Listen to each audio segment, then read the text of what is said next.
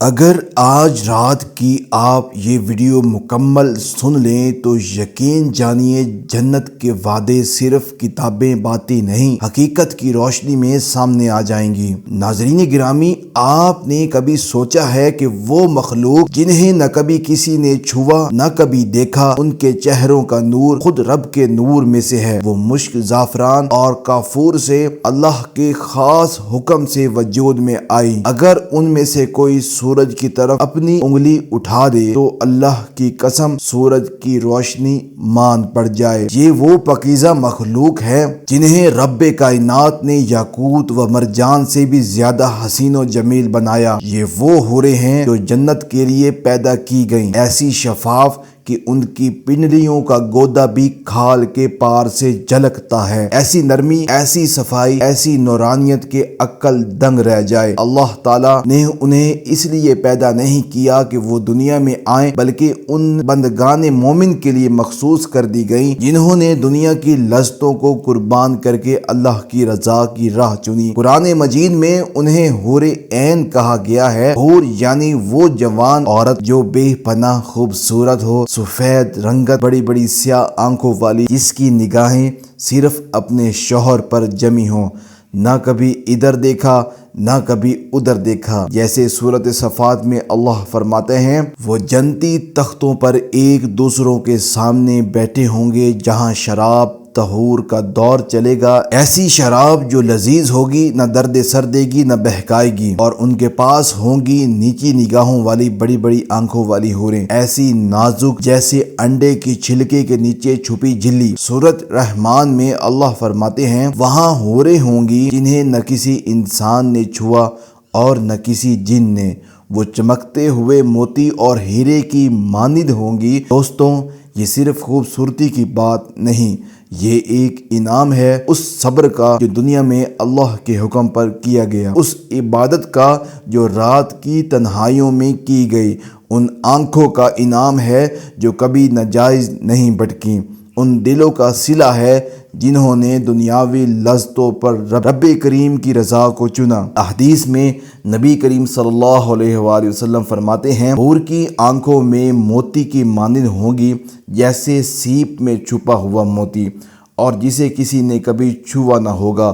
اللہ انہیں زعفران سے تخلیق کرے گا، ان کے جسم ریشم کی مانند نرم ہوں گے، ان کے چہروں پر ایسا نور ہوگا کہ اگر ایک لمحہ اپنا چہرہ دنیا پر ظاہر کر دیں تو آسمان و زمین جگمگا اٹھیں۔ روایتوں کے مطابق ان کے پاؤں کی انگلیوں سے گھٹنوں تک کا حصہ زعفران سے بنایا گیا ہے، سینے سے گردن تک چمکتے نور سے، اور گردن سے سر تک سفید کافور سے، ان کے بال مشک سے مہکتے ہیں، اور جب وہ چلتی ہیں تو ان کی ہر جنبش سے نور نکلتا ہے۔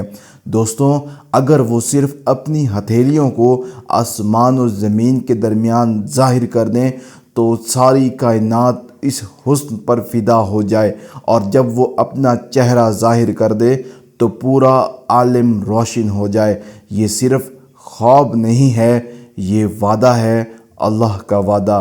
اللہ رب العالمین نے کبھی اپنے وعدے سے پیچھے نہیں ہٹے۔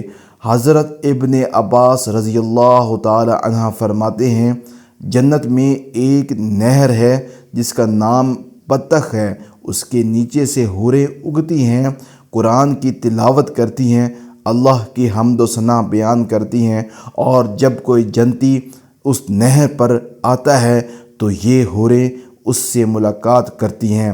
جنت الفردوس اور جنت العدن کے درمیان بھی ایسی حوریں ہیں جو جنت کے گلاب سے بنی ہیں۔ یہ نہ کبھی سوتی ہیں نہ بیمار پڑتی ہیں، یہ نہ انہیں حیض آتا ہے نہ وہ حاملہ ہوتی ہیں، وہ ہمیشہ کی جوان اور پاکیزہ رہیں گی۔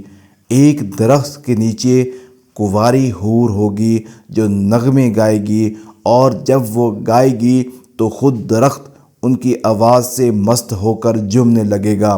روایات ہے کہ جب کوئی جنتی مرد کسی حور کے ساتھ ہم بستری کرے گا تو 70 سال تک اس کی لذت اس کے جسم میں گردش کرے گی، اور وہ حور دوبارہ پاکیزہ اور کنواری ہو جائے گی۔ دوستوں، یہ صرف اسلام میں نہیں بلکہ دنیا کے دیگر ادیان میں بھی اس مخلوق کا ذکر ملتا ہے، چاہے وہ یونانی اساطیر ہو یا ہندو دھرم کی ابصرائیں۔ مگر فرق یہ ہے کہ اسلام میں یہ خواہش پر نہیں، صبر پر، نیت بندگی پر عطا کی جانے والی نعمت ہے۔ ان سب باتوں سے ایک بات واضح ہوتی ہے کہ جو جنت میں جائے گا اسے ایسی ایسی نعمتیں عطا ہوگی جن کا تصور بھی اس دنیا میں ممکن نہیں۔ یہ ویڈیو آپ کو علم، حیرت اور جنت کی حقیقتوں سے قریب لے کر آئی ہو تو info@shan کو ضرور سبسکرائب کیجیے